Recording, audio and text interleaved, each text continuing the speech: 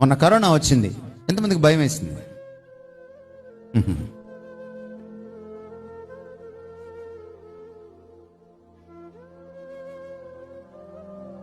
రెండోసారి కరోనా వచ్చినప్పుడు మరణశయ్యపైకి వెళ్ళాను నేను. కొన్ని నెలలు నాకు స్వస్థత జరగలేదు. దేవుడు తాకగానే స్వస్థత అవుతుంది కదా, నీకెందుకు స్వస్థత ఇవ్వలేదని అడిగింది నా భార్య. భార్య పేరు షీబా. నేను అన్నాను, బైబిల్ ఒకసారి చదువు, దేవుడు స్వస్థత డిలే చేసిన సందర్భాలు కూడా ఉన్నాయి. లాజరు జబ్బు పడ్డప్పుడు ఆయన కావాలనే వెళ్ళలా. యోబుకు వెంటనే స్వస్థత ఇవ్వలా. ఏమో నేనేమన్నా నేర్చుకోవాలేమో. సుందర్కి తెలుసు, నా భార్య వ్యక్తిగతంగా పరిచయం.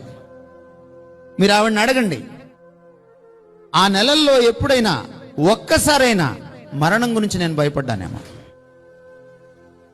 డాక్టర్లు చెప్పారు ఆవిడికి, వారం రోజులుంటే గొప్ప, తీసుకెళ్ళిపోండి.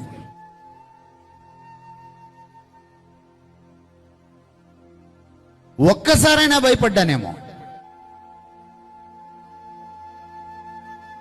మరణం గెలిచిన వాడిని గుండెల్లో పెట్టుకుని, మరణం గెలిచిన వాడికి ఆలయంగా ఉంటూ నువ్వు మరణ భీతితో మూఢనమ్మకాలను ఎలా పాటిస్తావు?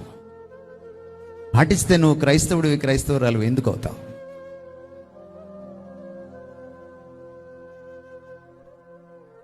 తెలుసుకోండి.